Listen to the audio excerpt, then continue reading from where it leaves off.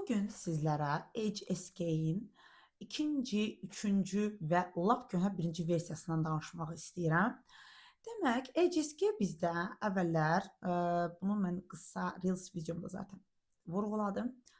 1.0 versiyası üzrə aparılırdı. Bu 2010-cu ilə qədər belə olub və çox çətin olduğu üçün və xaricilərə bunu öyrənmək, belə deyim də, aşırı həddə çətinliklər yaratdığı üçün onu dəyişdilər və 2.0 versiyasına keçdilər. Bütün belə deyək, dünyanın əksər ölkələrində, əksər deməyim də, daha çox Çinə yaxın ölkələrində bu 2021-ə qədər davam etdi. Yəni 2021-ci ilə qədər bu versiyanı davam etdilər. Ondan sonra Koreya, Vyetnam, İndoneziya kimi ölkələrdə, Rusiya keçən ildə artıq Sankt-Peterburq şəhərində HSK 3.0 versiyasından keçirildi. Amma belə deyim də, hələ də uzaq ölkələrdə, məsələn, Azərbaycan timsalında görə bilərik ki, 2.0 versiyasında hələ HSK dərsləri, imtahanları daha doğrusu keçirilir. Eyni zamanda dərsləri də. Konfus institutları hələ 3.0-ın dərsliklərini gətirməyib belə Bakıda. Ona görə biz hələm də 2.0 versiyasına irəliləyirik. Bəs bu bizə universitetlərə qəbul almaq üçün maneə yaradırmı? Yox.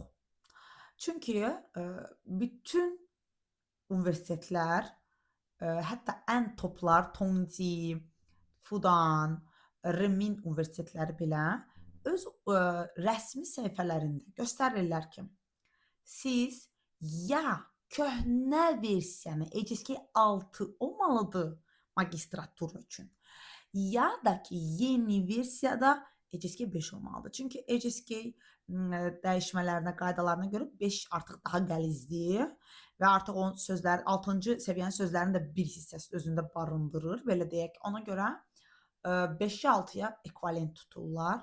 Sözsüz ki, köhnənin 6-sı daha çətindir yeninin 5-indən. Yəni tam eyni deyil, amma yəni köhnənin 5-i çox aşağı qalır, belə deyək.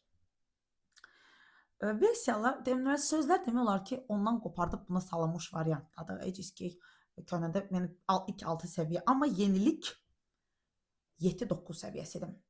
7-9 səviyyəsini Bakıda keçirilməyib deyə mən də verməmişəm. Tələbələrə həmişə deyirəm ki, mən 2024-cü ildə, 2025-ci ildə bunu vermək üçün müraciət etsəm də, Konfus institutları, belə deyək, bu imtahanı müraciət üçün az adamın olduğunu bildirərək, yəni bu imtahanı keçirtmədilər. Çünki bir imtahan keçirilməsi üçün bir neçə müəllim ayrılmalıdır. Yəni bunlar hamısı bir resurs ayrımıdır deyə bir neçə nəfər olmalıdır ki, bu imtahan keçirilsin. Ona görə keçirilməyib. Nə vaxt keçirilsə imtahana hazır şəkildəyəm və sizlə paylaşa bilərəm. Mən necə HSK 7-9-a hazırlaşmışam. Bunu mən istəyirəm növbəti videomda yerləşdirim. Çünki bu ümumi məlumatlar bəlkə kiməsə maraqlıdır, amma HSK 7-9-a hamı bəlkə hazırlaşmaq istəmir və maraqlı deyil. Onu mən növbəti videoda yerləşdirəcəm, yəni ikinci hissə qoyacağam. Ümid edirəm ki, bu videonu izlədikdən sonra kimi maraqlısa ikinci hissəyə də keçid edəcək. Deməli, ümumi sualları düşünürəm ki, cavablandırdım, amma əgər suallar yaranırsa sizdə yeni HSK versiyası ilə bağlı, mənə yenə də istər Instagramdan, istər YouTubedan bu suala ünvanlaya bilərsiniz. Düşünürəm ki, bu sahədə artıq biz bir baza yaratsaq, əgər materiallar hansısa bir formda Azərbaycan dilinə tərcümə olunarsa ki, qonşu Türkiyədə artıq türkcə dərslik istifadəyə verilib. Azərbaycanda da yeni versiya keçid yəqin daha yüngül olar, amma yenə deyirəm, dəqiq bir konkret bir vaxt yoxdur. Bugünlük bu qədər. Əgər suallarınız olarsa mənə Instagram və ya da YouTube üzərindən ünvanlaya bilərsiniz. Növbəti videoda görüşərik.